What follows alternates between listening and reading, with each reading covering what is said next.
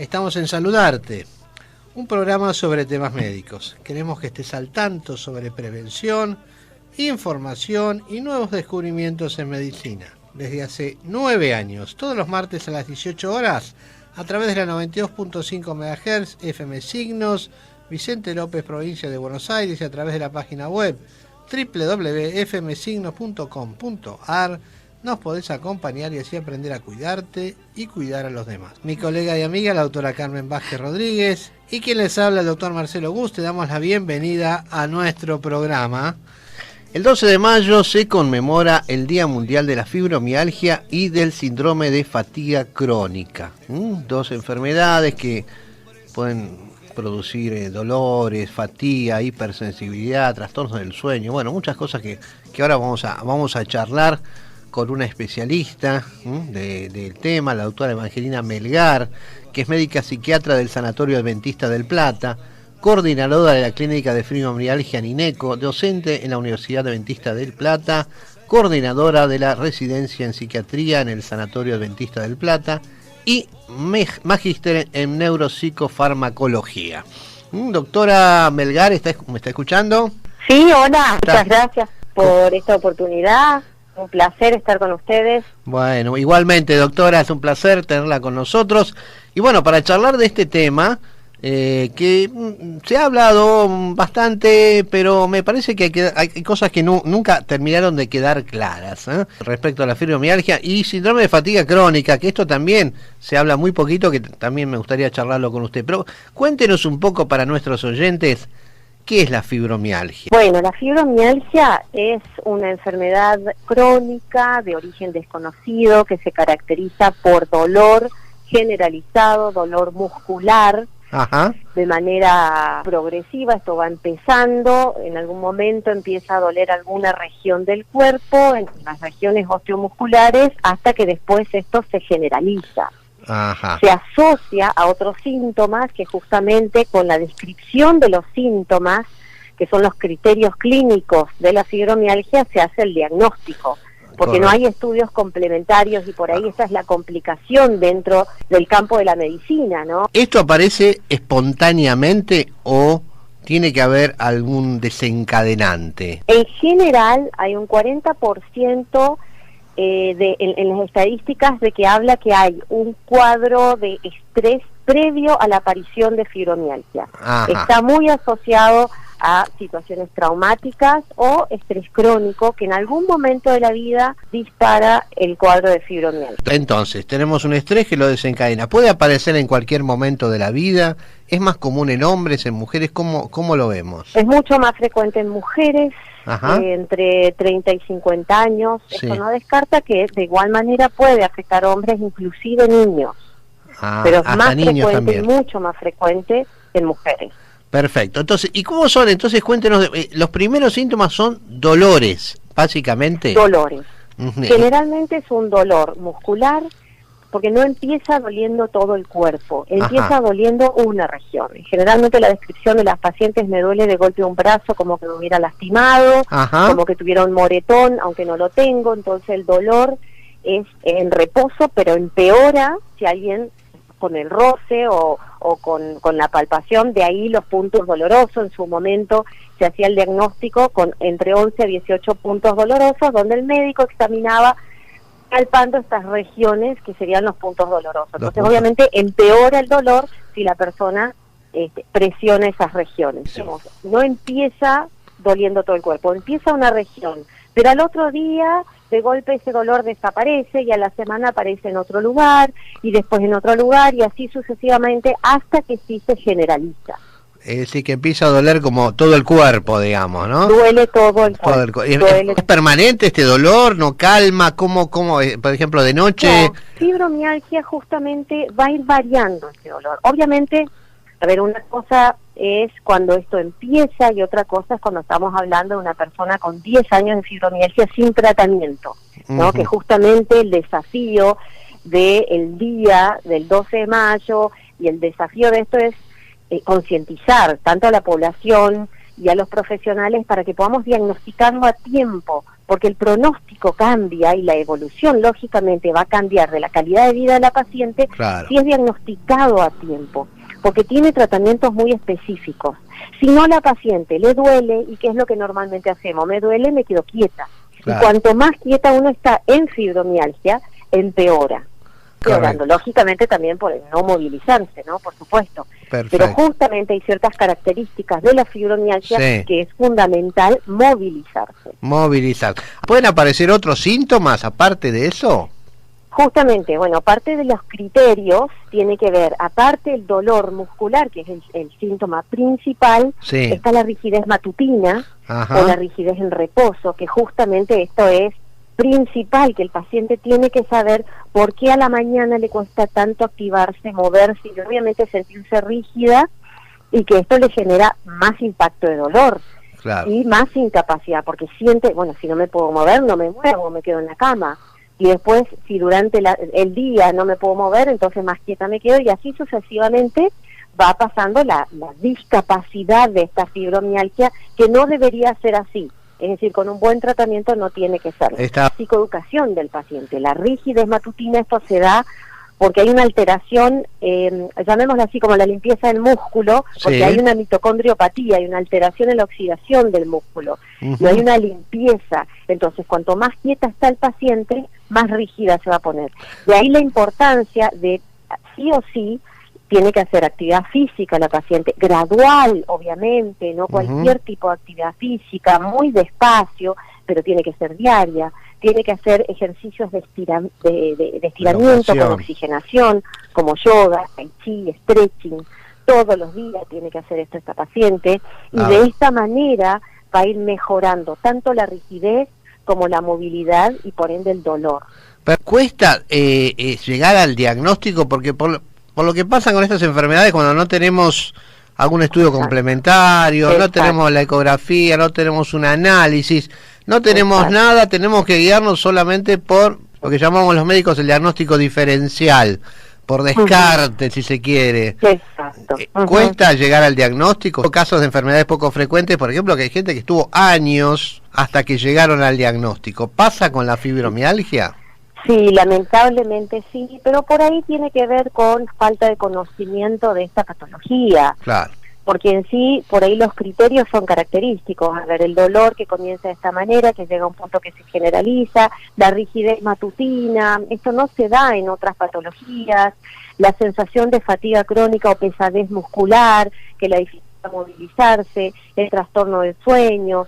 Esto puede estar asociado también a otros cuadros como cefaleas, migrañas, tensión muscular, cistitis, entre otras cosas, digamos, que está asociado a cuadros como fibromialgia. Entonces, con estos criterios, pero obviamente, como usted dijo antes, es importante que si la paciente empieza con dolor, y es más, si empieza con dolor osteomuscular, no le ha pasado nada, es fundamental ir a un reumatólogo, lo que más se recomienda, para descartar otras patologías, que no sea que esté cursando otra patología, que a su vez obviamente podría tener una paciente artritis y fibromialgia. Exacto, no descarta una de la otra. Exactamente. ¿Puede venir a aparecer fiebre también en estos casos, en fibromialgia? No fiebre, pero sí puede haber algunos pacientes que describen un estado hipertérmico por momentos, pero no fiebre. Ajá, perfecto.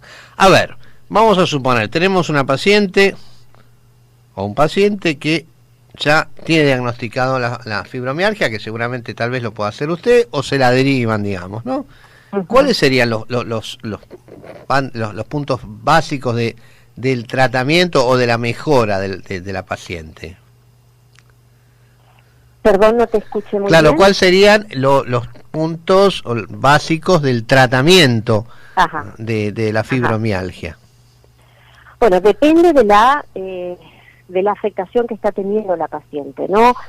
En algunos casos se podría describir como que es una afectación leve, moderada, severa, en lo que tiene que ver la calidad de vida o cómo está afectando estos síntomas en ella, el trastorno del sueño que generalmente se está presente. Entonces es fundamental corregir esto. yo siempre le explico a las pacientes que, como todo tratamiento médico, tiene una parte farmacológica y una parte no farmacológica. Esto es fundamental por ahí por la paciente que tiene un dolor crónico. Entonces son pacientes especiales, ya a veces con poca paciencia, pobre, ¿no? Porque están tolerando el dolor crónico de algo que encima no se puede cuantificar con un estudio complementario y la familia no lo entiende. Entonces, agregado más situaciones de estrés. Claro. Entonces, se le explica esto, digo, porque a veces uno espera la pastilla mágica, quitarme el dolor inmediatamente. Esto no es así. La recuperación es un tratamiento de rehabilitación, justamente para lograr la mayor estabilidad en su funcionalidad. Entonces, tiene una parte farmacológica y una no farmacológica. Dentro de lo farmacológico, los fármacos aprobados en Argentina para fibromialgia es pregabalina y duloxetina. Obviamente hay otros fármacos que podrían usarse. Se va evaluando cuál se usa de acuerdo a cuál es el síntoma que más está afectada a la paciente o cuál tolera. De ahí el tratamiento no farmacológico tiene que ver con, yo les suelo sugerir a las pacientes que se duchen a la mañana y se duchen a la noche, con ejercicios de estiramiento y oxigenación bajo la ducha, porque esto va a hacer que su rigidez no sea tanto.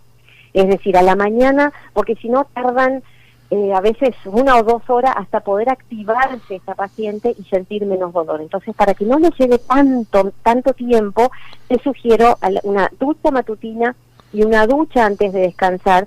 Esto relaja el cuerpo, oxigena, aumenta la circulación sanguínea y hace que la paciente tenga menos rigidez y menos dolor. Aparte de esto, los ejercicios que le recomiendo de tai chi, de yoga o stretching, que obviamente la paciente puede ir a algún curso, alguna actividad presencial de esto, o buscarlo en YouTube, porque no necesariamente la paciente lo tiene que hacer 1 hora todos los días. Claro. Con que haga 10 minutos de un ejercicio de estiramiento y oxigenar ese cuerpo, que lo va a necesitar todos los días, va a ir sintiendo una mejoría cada día.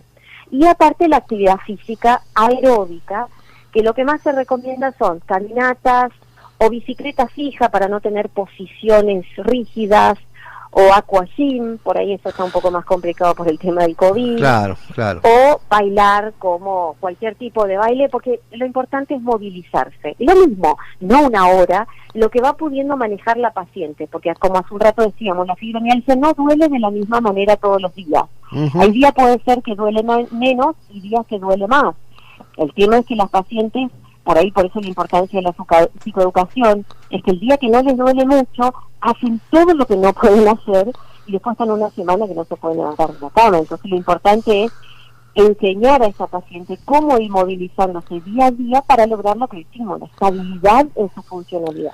A nivel, digamos, hogareño, la relación con la familia, la alimentación, ¿tendría que haber algún cambio respecto a eso? Bueno, ese es un tema muy interesante. No hay estudios en sí todavía, ni un cuadro patognomónico en fibromialgia, ¿no? Pero hay muchos pacientes y pacientes que por ahí pueden estar cursando con un cuadro asociado a la fibromialgia que se llama síndrome químico múltiple, que tiene que ver con una hipersensibilidad a sustancias ambientales o químicas. Entonces la paciente que tiene esto lo va a saber porque cuando le dieron un medicamento le cayó re mal, una mínima dosis. Entonces, estos pacientes suelen tener una intolerancia al gluten. Entonces, por ahí una recomendación, pero tiene que, no necesariamente da una celiaquía, no les da una celiaquía, pero sí por ahí una recomendación que suelo decirles es intentar disminuir el consumo de gluten 1 semana o 2 semanas y notar que después, comenzando el consumo de gluten, cómo se sienten. Si sienten una gran diferencia con un incremento del dolor y de la rigidez, posiblemente entonces tengan cierta intolerancia al gluten y tendrían que tratar de evitar en su dieta, o por lo menos cuando están en picos de dolor, no consumir tanto gluten. Esto no le afecta a todas las pacientes con fibromialgia, pero si hay un grupo de pacientes que, por ejemplo, evitar el gluten podría mejorar sus dolores. Ah, qué bueno esto, ¿eh? Qué interesante, esto no lo conocíamos, y de la prueba del gluten. Terapia psicológica, ¿cómo cae en esto? ¿Puede ayudar en estas personas? Sí, por supuesto. Fundamental también parte del tratamiento, porque, bueno, por distintas cosas. Es decir, primero que al explicarle a la paciente, bueno, es una enfermedad crónica, no curable, esto ya impacta obviamente de manera muy negativa en la paciente, obviamente, pero hay que explicarle que no, a ver, cuántas enfermedades se curan, ¿no? La hipertensión no se cura, la diabetes no se cura, pero eso no quita que la paciente pueda tener una muy buena calidad de vida haciendo el tratamiento adecuado. Entonces, una parte del tratamiento psicológico tiene que ver con la aceptación de este cuadro, e ir aprendiendo a manejar ciertas limitaciones que pueda tener su cuerpo, pero para no ir perdiendo ni su funcionalidad ni dejando de hacer las actividades que hacía antes, pero tal vez más pausadas. Claro. Y aparte porque si la persona puede lograr la estabilidad de el casi mínimo dolor o casi sin dolor la mayoría de los días, puede haber dos situaciones que puedan generar picos de dolor. Y tiene que ver con los cambios climáticos y las situaciones de estrés. Entonces, si la paciente es una persona muy sensible, con muchos problemas en ese momento de su vida, con una dificultad en manejar sus emociones o esa sensibilidad, entonces es fundamental que haga terapia, porque si no, cada situación de estrés le va a disparar el mayor dolor. ¿Hay alguna experiencia respecto al embarazo y fibromialgia? No, no necesariamente. Es decir, generalmente en pacientes embarazadas estos síntomas suelen disminuir un poco, pero no se sabría muy bien la explicación. En el embarazo puede haber una disminución de los síntomas, pero que todavía no tenemos la explicación posible. Tenemos herramientas para tratarla, pero yo creo que el punto acá difícil es el diagnóstico, ¿no? Es decir que, como siempre decimos, para hacer un diagnóstico tenemos que pensar en la enfermedad. El síndrome de fatiga crónica, ¿cómo se relaciona con esto? Si es que hay relación, ¿no? Se relaciona porque fibromialgia entra dentro de lo que se llaman los síndromes sensitivos centrales, y dentro de estos, que serían un grupo de patologías donde tienen sintomatología muy similar y donde no se encuentra una causa, como decíamos, en un estudio complementario. Entonces, el síndrome de fatiga crónica tiene que ver, como dice, un cuadro de fatiga, de cansancio, que no tiene una explicación de su exigencia ni de por haber hecho más ejercicio. Lo característico es que no mejora con el reposo, que va empeorando con las exigencias físicas, y se asocia muy similar a lo que es la fibromialgia, con ciertos dolores, con trastornos del sueño, con fallas cognitivas y otros cuadros, como decíamos, dentro de lo que son el síndrome de fatiga crónica, como la cistitis, el síndrome miofacial, las piernas inquietas, que podría estar relacionado. El único diagnóstico es un diagnóstico clínico. El diagnóstico clínico, exacto, donde no tiene otra explicación clínica. En el caso de la fatiga crónica es mucho más complejo que la fibromialgia, es decir, la fibromialgia tiene estos criterios que por ahí se diferencia de otras patologías. En cambio, en fatiga, bueno, obviamente uno hace estudios complementarios para descartar otras patologías, y cuando esto ya no tiene una explicación y la diferencia de otros cansancios o fatigas que deberían mejorar en reposo, esta suele empeorar en reposo. Doctora, el 12 de mayo, ¿por qué se eligió? El motivo básicamente tiene que ver con concientizar, como dijimos hace un ratito, ¿no? Concientizar a la población de esta patología, para que la persona, si lo padece, sentirse identificada y buscar ayuda en profesionales que conozcan de fibromialgia para poder tratarse. Se da esto en algún momento porque justo la fecha del fallecimiento de una enfermera que se llamaba Nightingale, que aparentemente tenía esta misma patología, y bueno, se dio justo por eso esa fecha, pero en sí no tiene que ver con esa persona en sí, sino más bien de concientizar a la población y a los profesionales de saber más de esa patología, ¿no? Y si la persona no sabe, y bueno, impresiona esto, que es un dolor crónico de origen desconocido, bueno, derivar a alguien que conozca de esta patología para que pueda tratarse. Correctísimo. ¿Cómo fue el tema de la relación en pandemia? ¿La gente siguió atendiéndose? ¿Usted vio que la gente seguía con el tratamiento? Bueno, en los primeros meses donde todos nos encerramos, no, las personas no consultaban. Es más, creo que algo positivo de la pandemia fue la telemedicina, que esto se pudo habilitar y facilitar, claro, ¿no? Entonces, pacientes que por ahí no podían movilizarse o no deberían movilizarse, ya que, bueno, en mi profesión tengo muchos pacientes que veo de distintos lugares del país. Entonces, correcto, esto se complicaba. Gracias a la telemedicina, creo que pasados los 6 meses más o menos, o inclusive un año de la pandemia, de cuando esto empezó, comenzaron más las consultas. Claro. Por ahí, debido a la mayor sensibilidad de estas pacientes, algunos síntomas empeoraron, algunas pacientes no consiguieron sus fármacos y entonces los síntomas también por esto empeoraron. Quiero creer que para el momento, en la actualidad ahora, mis pacientes o la mayoría de los pacientes ya han buscado su ayuda y como yo se los he explicado en algún momento, que la paciente no pueda ir a clases de yoga o no pueda salir a caminar no quita que no deje de moverse en su propia casa, que no deje de realizar sus movimientos, la actividad física, las técnicas de estiramiento, de oxigenación, que son básicas, muy simples, y que si la paciente lo puede hacer todos los días, va a ir mejorando, se va a ir rehabilitando y tener funcionalidad. Bien. Y si en el caso de que también tendrían que seguir con su terapia psicológica, repito, gracias a la telemedicina las pudieron lograr. Perfecto. Doctora Evangelina Melgar, muchísimas gracias por su tiempo. Pero no, por favor, un placer y a disposición cuando quieran. Bueno, muy bien, muchas gracias, un gran abrazo.